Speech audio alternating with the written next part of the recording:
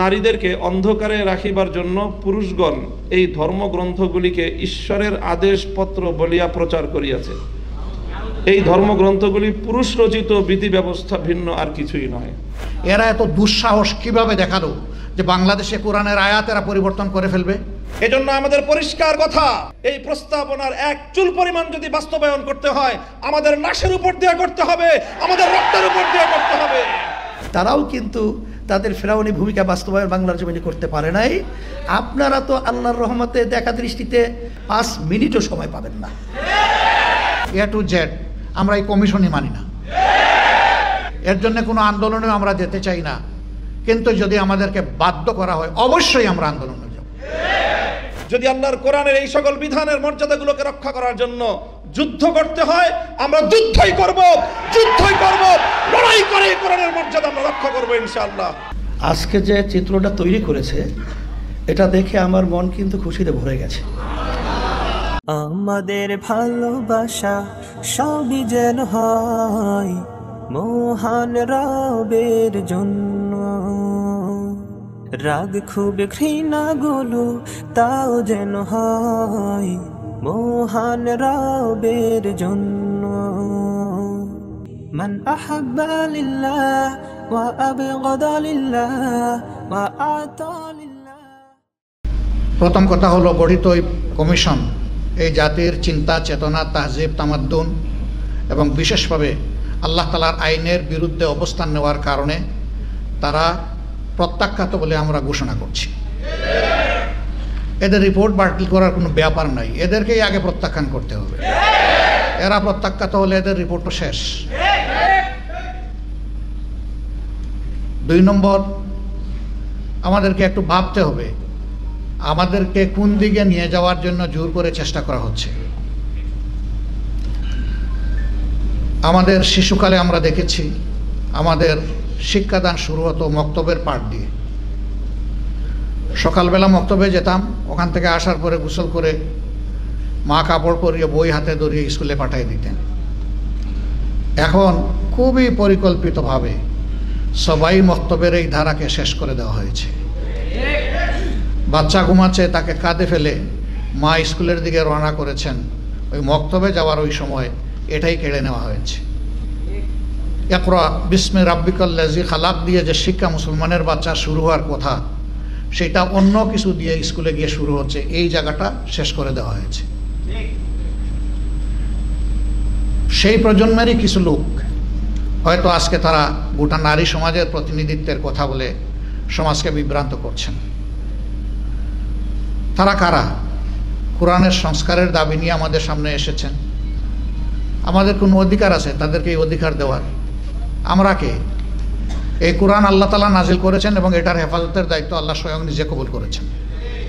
কিয়ামত পর্যন্ত কেউ এখানে কোনো পরিবর্তন আনতে পারবে না। এরা এত দুঃসাহস কিভাবে দেখালো যে বাংলাদেশে কোরআনের আয়াত এরা পরিবর্তন করে ফেলবে? হ্যাঁ, নিশ্চয়ই তাদের পিছনের কোনো শক্তি তাদেরকে উস্কানি দিচ্ছে। কেন এই মুহূর্তে এই উস্কানিটা কেন? এই সরকারের তো এটা এজেন্ডা হওয়ার কথা না, আরও বহু গুরুত্বপূর্ণ বিষয় রয়ে গেছে। ওগুলা বাদ দিয়ে ওগুলা নিয়ে কোনো কুল কিনারা নাই, হঠাৎ করে এটা সামনে নিয়ে আসা কেন? এর মূল কারণ, স্বাধীন বাংলাদেশে 54 বছরে মানুষ যা আশা করেছিল পেয়েছে তার উল্টাটা।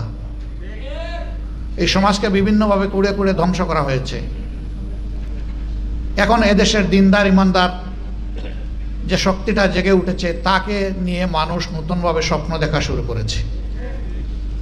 এই জায়গায় ইসলামী শক্তির মুখোমুখি আরেকটা শক্তিকে দাঁড় করিয়ে দেওয়া হচ্ছে, জনগণের দৃষ্টিকে ভিন্ন দিকে প্রবাহিত করার জন্য, নিয়ে যাওয়ার জন্য।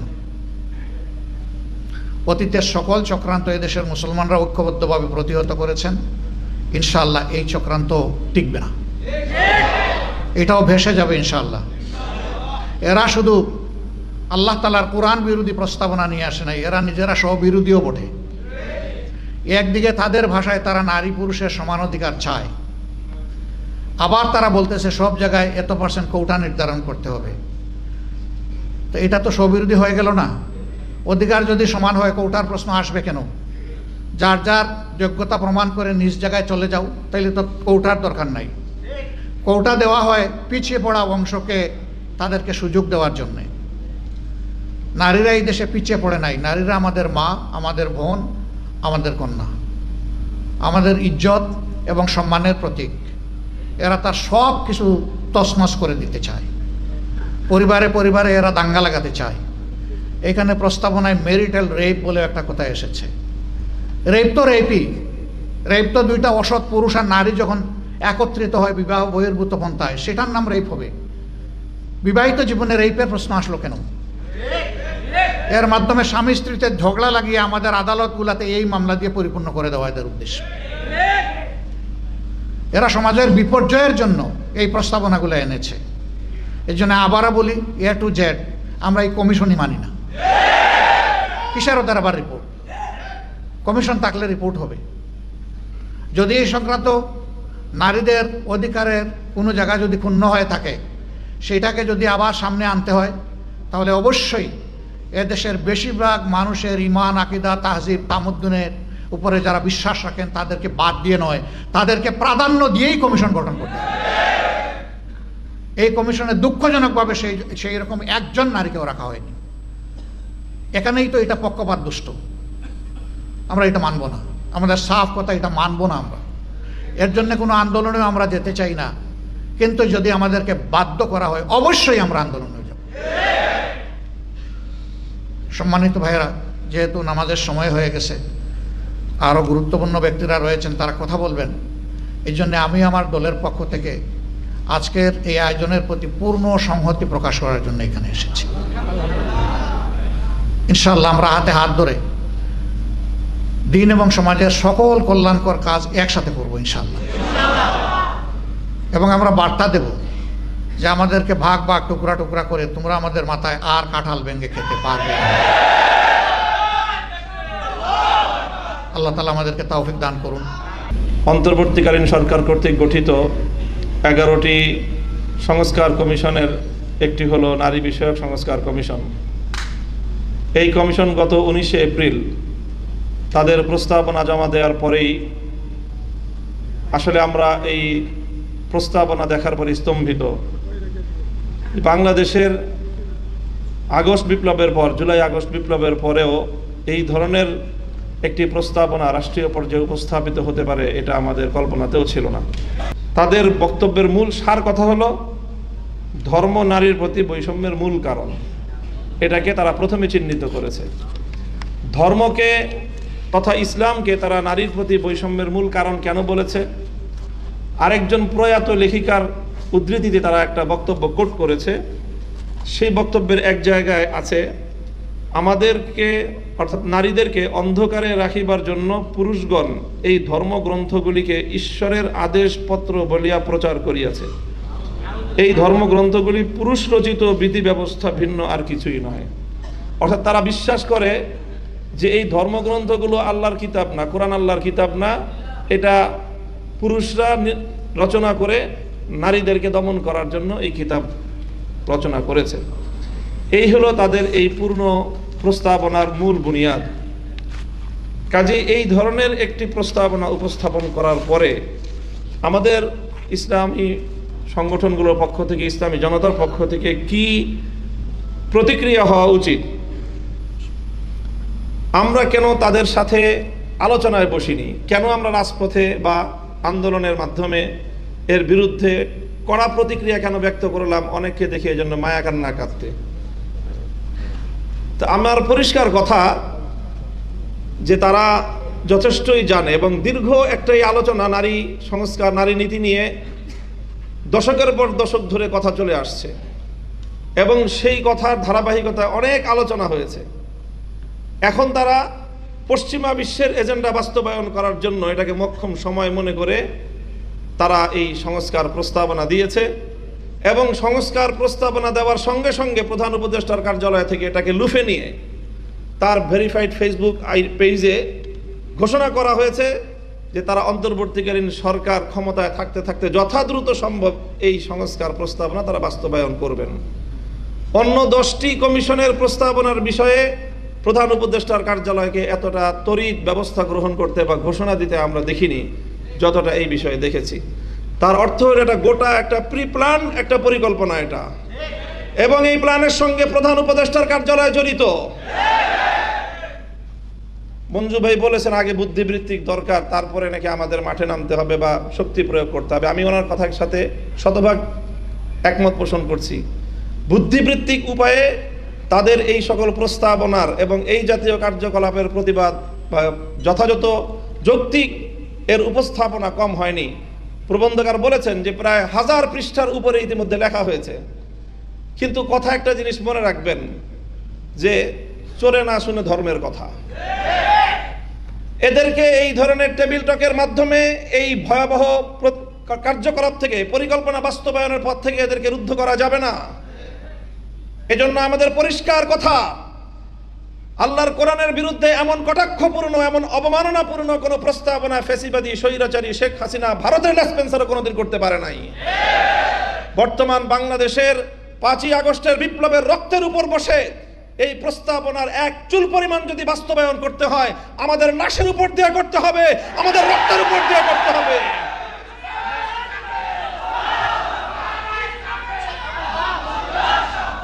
আমরা পরিষ্কার বলতে চাই, নারীর কাঁধে বন্দুক রেখে ইসলামকে ঘায়েল করবার এই দুরভিসন্ধি বন্ধ করুন।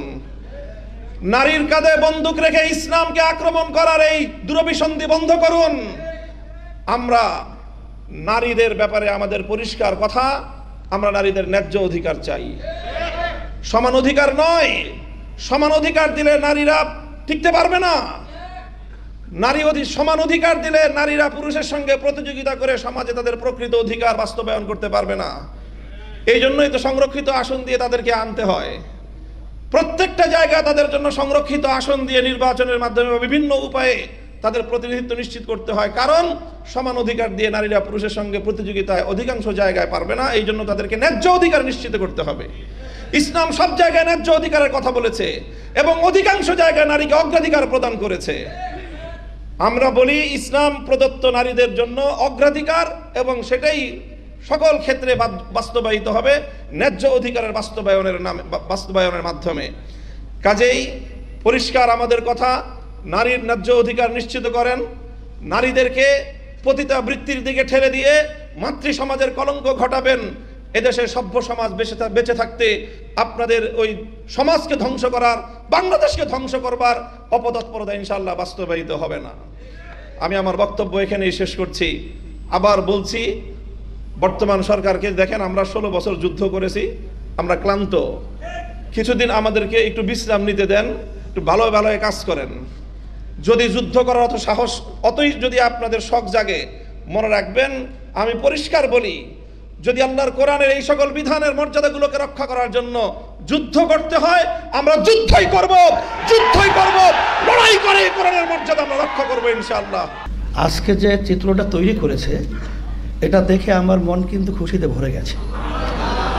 আজকে এর মাধ্যমে জাতির কাছে একটা মেসেজ, এবং বর্তমানে যারা কুলাঙ্গার ওদের কাছে কঠিন মেসেজ। আর বক্তব্য বেশি প্রয়োজন নাই। আজকে যারা এখানে উপস্থিত হয়েছে, এর মাধ্যমেই যারা নাকি এই দেশকে অশান্তি করা এবং আমাদের ভবিষ্যৎ প্রজন্মসহ নাস্তিকতা বাস্তবায়নের যে হীন চিন্তা এবং চেষ্টা করছে, এটা কখনোই তাদের বাস্তবায়ন হবে না। সাথে সাথে আমি বিশেষ করে এই যে নারী নীতি সংস্কার কমিশন, আমার কাছে আশ্চর্য মনে হচ্ছে যে বিগত 53 বছর স্বাধীনতার পরে নাস্তিকেরা এবং বিশেষ করে ইসলাম বিদ্বেষী চক্ররা আমাদের দেশকে অস্থিতিশীল করার যে হীন চক্রান্ত বিভিন্ন সময় করেছে, আল্লাহর রহমতে কখনো বাস্তবায়ন হয় নাই।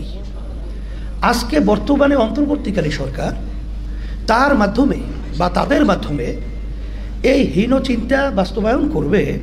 আমার মনে হচ্ছে যেটা ভালো করেই তারা জানে যেটা বাস্তবায়ন সম্ভব না, কখন এটা বাস্তবায়িত বাংলাদেশে হবে না। তারপরেও তারা এই পথ বেছে নিলে কারণটা কি?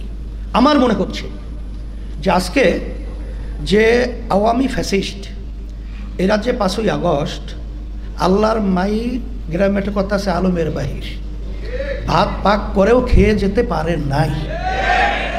ওরা তো বসে নাই, এবং পাশে বিভিন্ন যে আমাদের শকুন চক্ষু নিয়ে যারা নজর রাখছে তারা তো বসে নাই। তারা হয়তোবা এই সংস্কার, এই নারী কমিশন, এইটার মাধ্যমে একটা অস্থিতিশীল পরিবেশ তৈরি করে যখন ওলামায়ে কেরাম, দেশপ্রেমিক এবং যারা নাকি ধর্মাবলম্বী তারা যখন এক প্রতিবাদের রাস্তায় নামবে, এই সুযোগে হয়তোবা এই ঘাপটি মারা যারা নাকি এই দেশের শত্রু, ইসলামের শত্রু, মানবতার শত্রু, ওরা বিভিন্ন কায়দার সুযোগ তালাশ করতেছে, ওরা হয়তোবা এই সুযোগে রাস্তায় নামার জন্যে একটা পদক্ষেপ বা হীনচক্র, নীল নকশা তৈরি করতে পারে। এই জন্য অন্তর্বর্তীকালীন সরকারকে আমি বলবো যে এখানে আপনারা যেই নারী নীতি সংস্কার যে কমিশন করেছেন এবং তাদের যে প্রস্তাব অনুযায়ী আপনারা খুব খুশি ভাবা দিচ্ছেন, এখানে আপনাদের মনে করতে হবে যে এমনিতেই আপনারা কিন্তু জনগণের ভোটে সরকার কিন্তু হন নাই। আপনারা কিন্তু দেশ পরিচালনা জনগণের ভোটের মাধ্যমে কিন্তু দেশ পরিচালনা করছেন না। এখানে হাজার হাজার মায়ের কোল খালি হয়েছে, বহু সন্তানদের চক্ষু হারিয়েছে, হাজার হাজার মায়ের সন্তানরা পঙ্গু হয়েছে। এর ফসল হলে আপনারা, আর সেখানে আপনাদেরকে সুন্দরভাবে দেশ পরিচালনা করতে দেবে, এটা আপনারা বুঝেন না। আমরা তো সবসময় আপনাদের সহযোগিতা ছিলাম, এখনও আছি, কিন্তু আমাদেরকে রাস্তায় নামিয়ে আপনাদের মুখামুখি দাঁড় করে ওই ফ্যাসিস্ট এবং ঘাপটি মারা শত্রুরা যেন সুযোগ না নিতে পারে, এটা আপনাদের মাথায় রাখার জন্যে আমরা বিশেষ করে অনুরোধ করছি। এরপরেও যদি আপনারা সামনে পা বাড়াতে চান, পরিষ্কার মেসেজ, আল্লাহর রহমতে যারা নাকি বিভিন্ন সময়ে ফেরাউনি ভূমিকায় ছিল, তারাও কিন্তু তাদের ফেরাউনি ভূমিকা বাস্তবায়ন বাংলার জমিনে করতে পারে নাই। আপনারা তো আল্লাহর রহমতে দেখা দৃষ্টিতে, আমি বলবো কি, ওই কে বলছে না যে 5 মিনিটে আপনারা আপনাদের অবস্থান থেকে সরে যান, 5 মিনিটও সময় পাবেন না। আমি আপনাদের সকলকে ধন্যবাদ জানাচ্ছি এবং সম্মানিত ওলামায়ে কেরাম এবং রাজনীতিবিদ এবং বিশেষ করে আমরা যারা আলহামদুলিল্লাহ ইসলামী রাজনীতির সাথে জড়িয়ে আমরা কাজ করছি, আজকে এক মঞ্চে আমরা আসায় আলহামদুলিল্লাহ আমার কাছে খুব ভালো লাগছে এবং ইসলাম দেশ এবং মানবতা গড়ার একটা পদক্ষেপ অনেকটা এগিয়ে গেছে আজকের এই সম্মেলনের মাধ্যমে।